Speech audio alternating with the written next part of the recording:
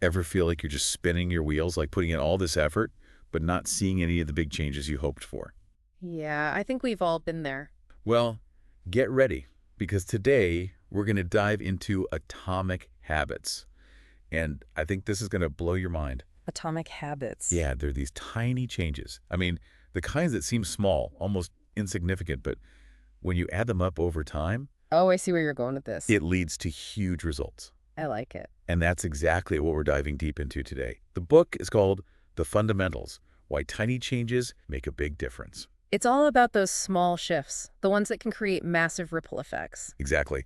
And so often we overlook consistency, right? Yeah, it's easy to get caught up in those big, grand gestures, the one-time things. But actually, it's the daily accumulation of these small, I guess you could call them like 1% improvements that really make the difference. Those are the ones that stick. And when I think about this, there's no better example than the British cycling team. Oh, yeah, they're a great example. What was it, back in the early 2000s? Yeah, practically invisible on the world stage. They hadn't won an Olympic gold medal in, forever. Almost a century. And the Tour de France, let's just say their performance wasn't exactly stellar. You can say that again. But then, enter Dave Brailsford. He was their new performance director.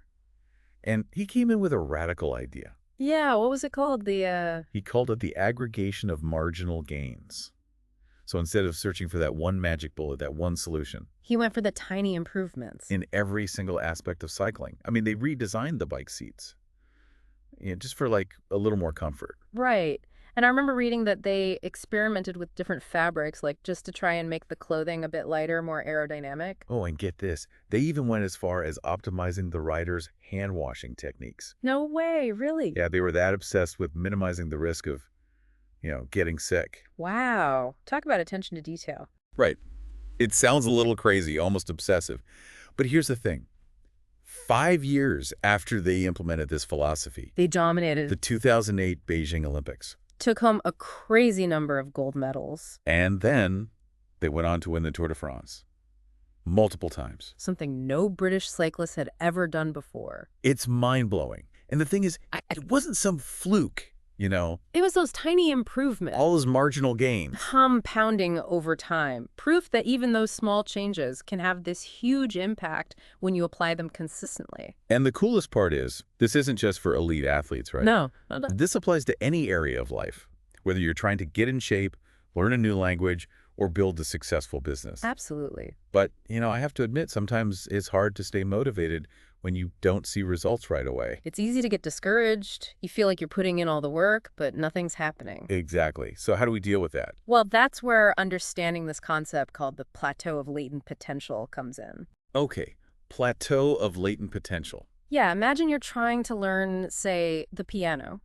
You practice every day, but for weeks, it feels like you're getting nowhere. Your fingers are still stumbling. The melodies sound clunky. It's so frustrating. Like, you start to question if you're even cut out for it. But here's the thing. You're not seeing those subtle changes that are happening in your brain, all those neural connections being formed, the muscle memory developing. So even though it's invisible, the work is still happening. Exactly. Then, one day, it's like magic. You play a piece flawlessly. All that effort, all that unseen progress suddenly crystallizes into a breakthrough. It's kind of like the bamboo tree, right? Exactly. For years, it seems like nothing's happening above ground. But underground, the roots are growing and strengthening. And then, bam, it shoots up dozens of feet tall. The key takeaway here is that progress isn't always linear. There are those periods of slow, invisible growth, followed by these bursts of visible improvement. But the danger is, getting discouraged during those periods and giving up before you reach that breakthrough point. You've got to trust the process. Stay committed to those small, consistent actions, even when the results aren't immediately apparent. I love that. Trust the process. It's a great reminder.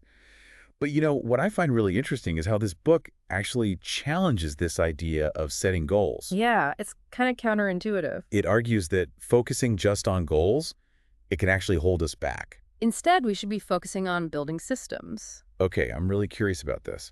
Why? Forget about goals and focus on systems. What's the thinking there? Well, think about this. Winners and losers, They often have the same goals. You mean like everyone wants to be successful? Exactly. Everyone wants to reach the top, but obviously not everyone gets there. So the goal itself doesn't guarantee success. It's like it's not enough to just have the destination in mind. You need the roadmap to get there. Exactly. And that's where the systems come in. A goal is the result you want, like losing weight, getting a promotion. Okay, I see. But a system, that's the collection of all the processes and habits that support that goal, like having a regular workout routine or consistently going above and beyond at work. So instead of focusing on that one single target, it's more about building a sustainable framework for improvement. Yeah, continuous improvement. And the beauty of systems is they don't just end when you hit a specific goal. I'll keep going. They become part of who you are, a way of life. It's like the difference between training for a marathon and becoming a runner. Oh, I like that analogy. So it's shifting from a short-term, outcome-based mindset to a more long-term, identity-driven approach. That's really powerful. And this is where I think the science of habit formation comes in, right? Absolutely. That's what makes those systems effective. So tell me, how does it all work? How are habits formed? Imagine this. A cat trapped in a puzzle box. Inside, there's a lever. And when the cat presses it, the door opens. Freedom. And a tasty treat. Classic experiment. At first, the cat is just bumping around randomly, but eventually it stumbles upon that lever and escapes. Learning through trial and error. Exactly. And the more the cat repeats this, the faster it gets at escaping. It learns to associate the lever, the cue, with that reward. The treat. Bingo. A habit is formed. Now, I know what you're thinking. We're not cats stuck in boxes. True. But the principles are the same. Every habit, whether it's brushing your teeth or checking your phone, follows a 4-stage loop. Cue, craving, response, reward. So the cue triggers a craving, which motivates a response, and then you get a reward, and that reward reinforces the habit. Exactly. And over time, this loop gets so ingrained in our brains that it becomes automatic You see the cue and you just react. without even thinking about it. So the big question is, can we hack this loop? Can we use this to build good habits and break bad ones? That's where the book gives us this framework, the 4 laws of behavior change. It's all about manipulating each stage of the loop to our advantage. Okay, now I'm really intrigued. What are these 4 laws? The first law is make it obvious. So make the cues for those good habits really stand out and hide the cues for the bad ones. Okay, so like setting reminders for yourself. Or maybe putting your running shoes right by the door. Exactly. And the second law, make it attractive. This is all about making good habits appealing and bad habits less so. I guess that's about playing with our motivations, making the things we want to do more fun and rewarding. Right. Then we have make it easy, which is all about reducing any friction, making good habits easy to do. Okay, that makes sense. And finally, make it satisfying. Make sure the reward you get from the habit is enjoyable. That way it reinforces the behavior. So it's kind of like we become the architects of our habits. We design our environment and our routines to make the right choices the easy choices. I like how you put that, but it goes even deeper than that. The book takes it a step further, exploring this connection between our habits and our identity.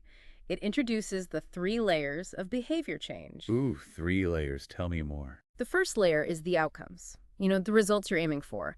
Then you've got the processes, the habits and systems you put in place to get there. But the deepest layer, the one that really drives lasting change, is identity. So it's not just about changing what you do, but about changing who you believe you are. Exactly.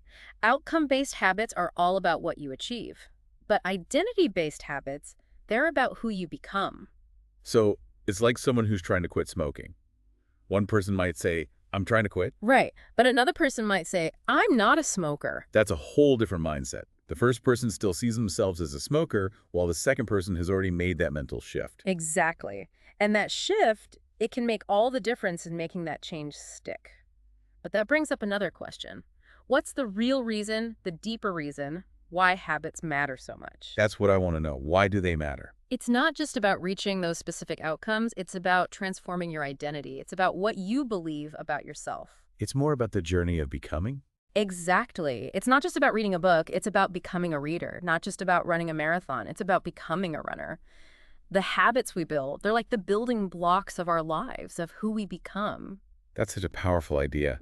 And I think it's something we'll dive into even more in the next part of our deep dive into the fundamentals. I'm looking forward to it. It's really important to remember this, that change, It doesn't happen overnight. No, it definitely doesn't. Building better habits, it's more like a process, a journey, not just a destination. And along the way, you're going to stumble, you'll make mistakes. You're going to fall short. We've all been there. Exactly. We're all human, right? Yeah. We can't expect perfection all the time. Definitely not. So understanding how to deal with those setbacks, with those moments where it feels like you failed, that's crucial. It's about being resilient. You've got to be able to bounce back. Yeah, pick yourself up and keep moving forward. It's not easy, though, you know? Yeah. Easier said than done. Oh, absolutely. When you're in the thick of it, when you feel like you've messed up, it's tough to get back on track. One of the best things you can do, it's all about changing your mindset around failure. Okay, how do we do that? Instead of seeing it as a weakness, as a reason to give up, what if we saw it as an opportunity? An opportunity. They're learning for growth. So those setbacks, they become like valuable feedback. Exactly. They can help us get better, help us improve. And when you hit a setback, ask yourself, what went wrong? What can I learn from this? What could I do differently next time? Turning it into a positive. I like that. Because those setbacks, they're actually a necessary part of the process. They're like refining our strategy. Making us more adaptable. Yeah. And the more you practice bouncing back, the stronger and more resilient you become. It becomes a habit itself. Oh, that's interesting. So it's like we need a plan for those moments when we stumble before they even happen. Right, like a strategy for dealing with failure. One thing that can help. Identify your triggers. What leads to those slip-ups? Okay, so for example, like if you know that stress makes you want to eat junk food, You need to have some healthy coping mechanisms ready. instead of reaching for the chips, maybe you go for a walk or listen to music. Exactly. It's about being proactive, having a game plan for those moments. And you know what else can help? What's that? Create a failure plan. A failure plan. Yeah, it's basically a set of actions, very specific actions that you'll take if you do slip up. So instead of just like feeling bad about yourself and giving up, You have a plan. You know exactly what to do to get back on track. It's about minimizing the damage. it takes the emotion out of it. And all of this idea of having a plan, having strategies, it ties back into what we were talking about earlier. Mhm. Building systems. Right? Because those systems, they're there to support us, even when our willpower isn't at its strongest. Exactly. And remember, those systems don't have to be complicated. Even small tweaks to your environment, to your routine. It can make a big difference. Big difference. Like if you're trying to eat healthier, just get rid of all the junk food in your house. Replace it with healthy options. Make the healthy choice the obvious choice. The easy choice. And remember, when you do have a setback, don't let it erase all your progress. Yeah, don't throw in the towel. Focus on all those wins you've had. Celebrate those small victories. Get back on track as quickly as you can. And remember, we're all human. We all slip up. What matters most is how we respond. Okay, that's really helpful. So we've talked about building these systems, but how do we connect our habits to our identity? How do we bridge that gap? Ah, great question. And that's where the third layer of behavior change comes in.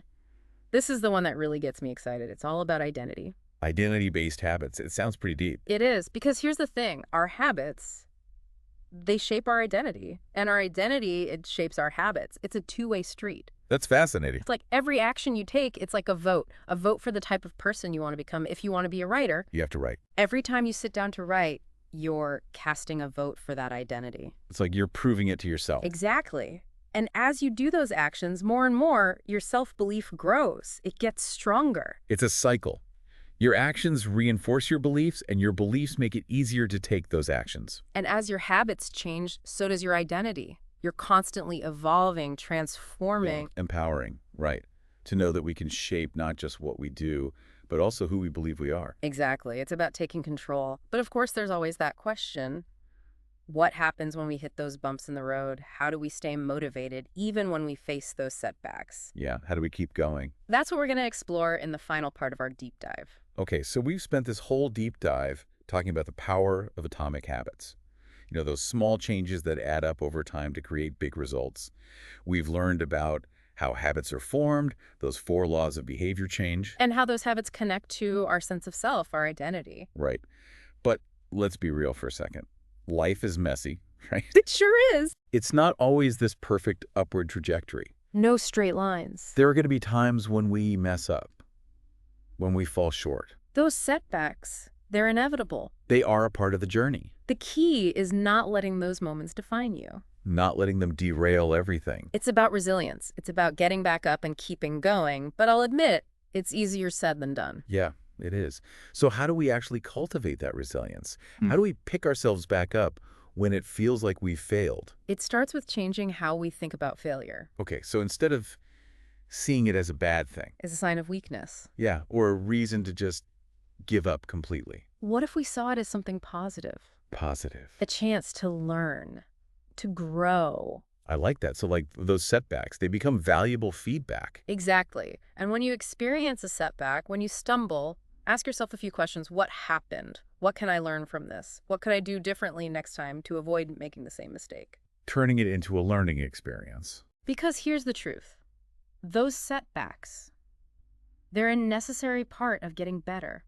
You have to kind of go through it to grow. You refine your strategy. You become more adaptable. And, the more you practice bouncing back, the more resilient you become. It's like a muscle you're building. But you know what else is helpful? Having a plan in place for when those stumbles happen. So like before they even happen. Before they happen, think of it like a strategy for dealing with failure. A failure plan. Exactly. It's like, okay, if this happens, here's what I'm going to do. So you're prepared. You don't have to react emotionally in the moment. Minimize the damage. Stay in control. And this ties back into everything we've been talking about with systems, right? Because the system is there to support you, even when you're not feeling your best. Exactly. The system has your back.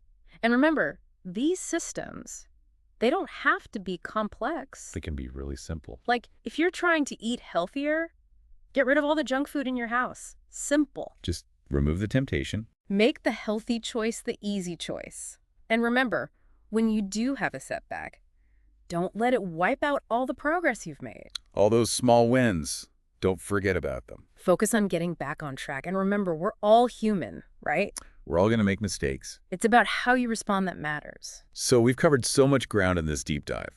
We've talked about the science of habits, those 4 laws, the connection between habits and identity.